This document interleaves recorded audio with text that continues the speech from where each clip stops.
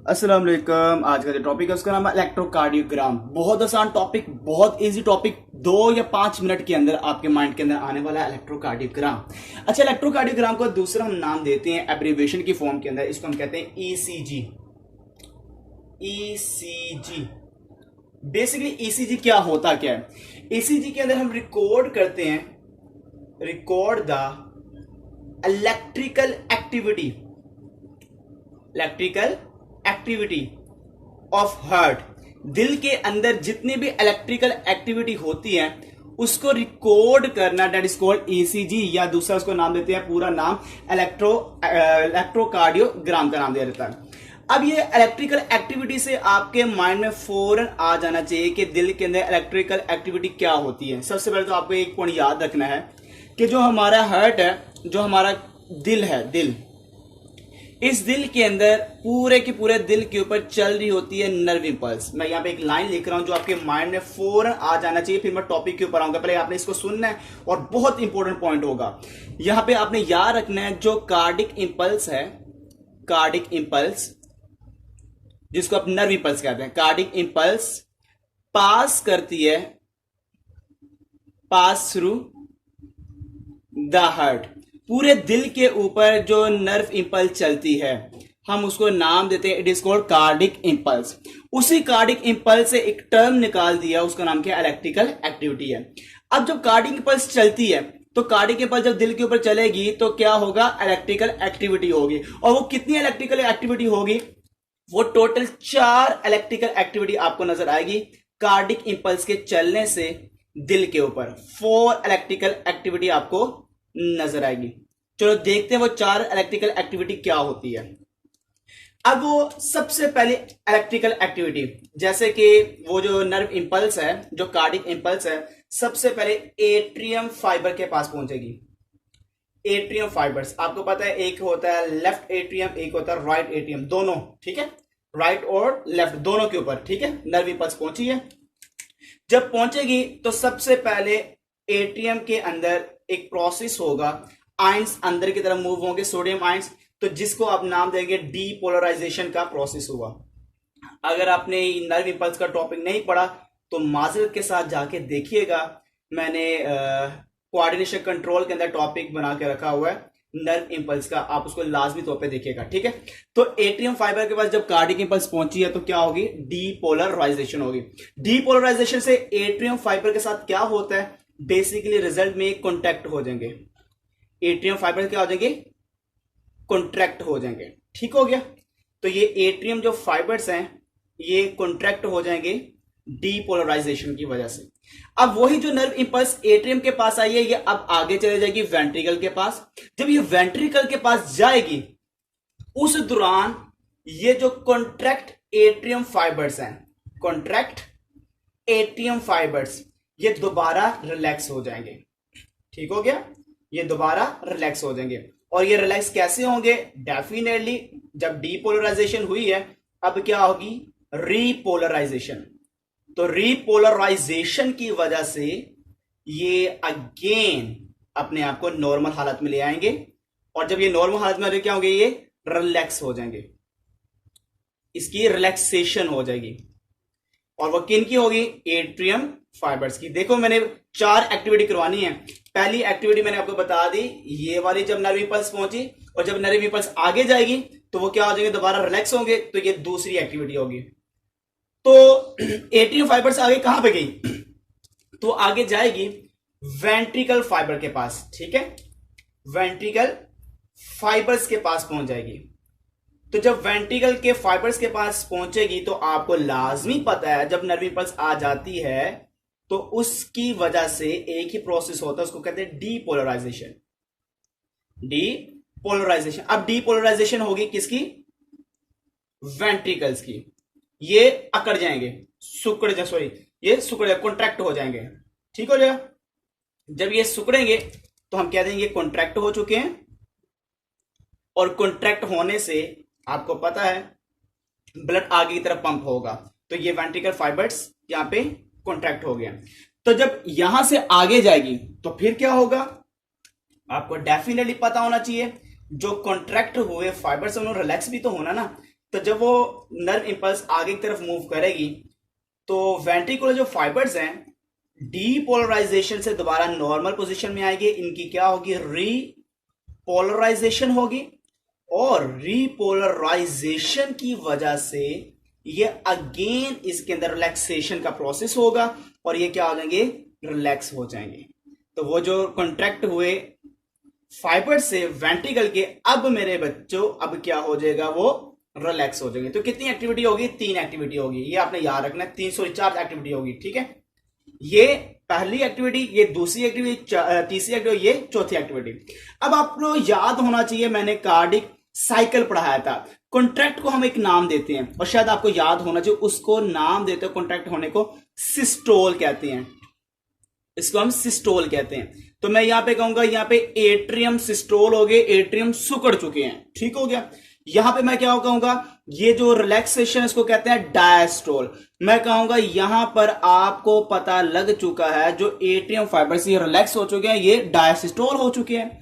Ventricle fibres यहां पे क्या हो चुके हैं, सुकड़ चुके हैं, कॉन्ट्रैक्ट हो जाए सिस्टोल हो चुके हैं। यहां पे वेंट्रिकल सिस्टोल हो चुका है और ये कॉन्ट्रैक्ट हुआ है, इसको हम क्या कहेंगे, ये डायस्टोल हो चुका है, डायस्टोल हो चुका है। पॉइंट किलो हो गया, यहां पर आपने ये चीजें याद रखनी है।